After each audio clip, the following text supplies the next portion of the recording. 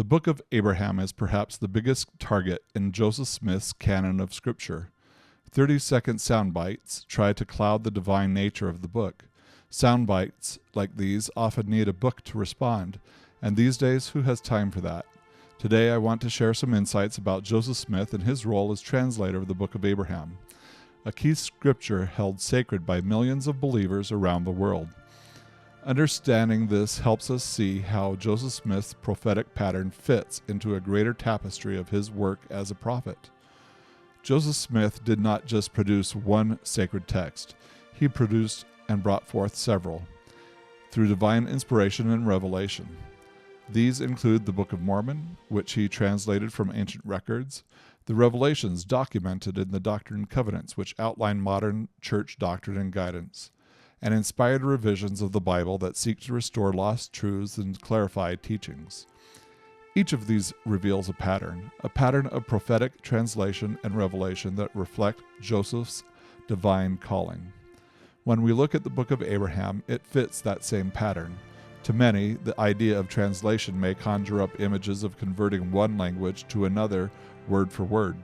But within the context of the Church of Jesus Christ of Latter-day Saints, translation often means something broader, something inspired. It can involve revelation, expansion of ideas that were once lost or obscured, and the restoration of truths that ancient prophets knew and taught. This is similar to how Joseph Smith produced the Book of Moses, not from direct manuscript translations, but through divine revelation to restore sacred knowledge.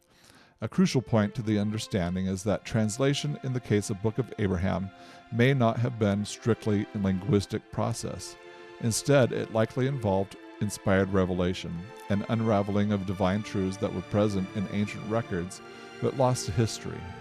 Some note that Joseph Smith's translation process was more akin to inspired insight, expanding on and clarifying themes found in ancient texts, rather than translating from a perfectly preserved manuscript. This approach aligns with the way he received the revelation of the Book of Moses, which came through divine inspiration rather than a word-for-word translation.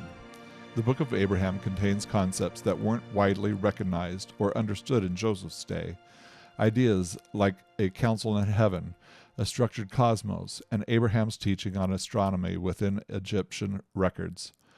Many believers point out that later archaeological discoveries have uncovered texts from ancient Egypt that echo these themes, further supporting the idea that Joseph Smith's revelations weren't simply fabricated, but connected to genuine ancient concepts. A side note, the Book of Abraham includes the concept of endless worlds and creations at the hand of an eternal God. In the days of Joseph Smith, the concept of galaxies was not yet a thing. It wasn't about 1920s that the galaxies were discovered. Today, with the help of the Hubble telescope and James Webb telescope, we now believe that there could be at least 2 trillion galaxies. Abraham and Joseph were ahead of their time. The physical papyri fragments that survived are subject to much discussion. While the surviving fragments do not provide the text for the Book of Abraham, people forget that the majority of the Egyptian papyri that Joseph purchased were destroyed in the Chicago fire. This includes what have been called the long and short scrolls. Those scrolls are most likely the source of the Book of Abraham. The fragments we have were from a collection used as decoration. Even if we were to just consider the fragments we have, and scholars argue that they are not directly related to the scripture, many believe these artifacts served as a catalyst. The papyri may have sparked the revelatory process, inspiring Joseph to receive divine knowledge that expanded beyond the physical artifacts. The process may not have relied solely on literal readings of characters, but involved divine insight into the history and doctrines that ancient records hinted at. Eyewitnesses who knew Joseph personally consistently affirmed that he worked with the papyri and that he dictated the text in a visibly revelatory manner. They described the process where Joseph treated the translation as sacred, with an attitude of prayer and divine inspiration through his work. These testimonies strongly support the view that something real, something beyond ordinary scholarly work was happening during the translation.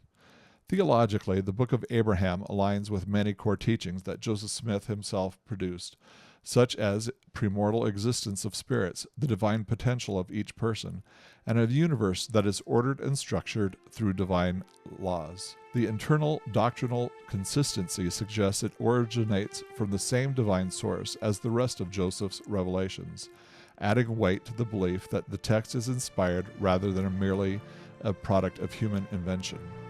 Furthermore, the Book of Abraham provides theological depth that expands key doctrines. It offers insight into the nature of God, the process of creation as an organized and purposeful act, and human identity before mortal life, ideas that may see as evidence of divine origin rather than human invention. For many, the strongest confirmation of its truth comes through spiritual experiences, study, prayer, and spiritual confirmation. They believe that truth is ultimately confirmed through divine revelation, not solely through scholarly analysis. Finally, the question often comes down to one's worldview.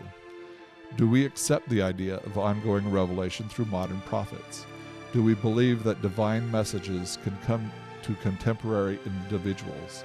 If we do, then the Book of Abraham fits naturally into that framework. If not, then the question arises about its origin and authenticity.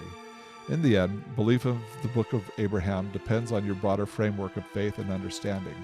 But what remains clear is that from the pattern of Joseph Smith's work, the divine inspiration is evident, supporting the view that this sacred text, the Book of Abraham, is part of divine prophetic plan. I recently finished a book by Carrie Mulestein, Let's Talk About the Book of Abraham. It covers the history of the scrolls and Joseph Smith's producing the Book of Abraham as found in the Pearl of Great Price. I suggest it as a read and a wonderful book.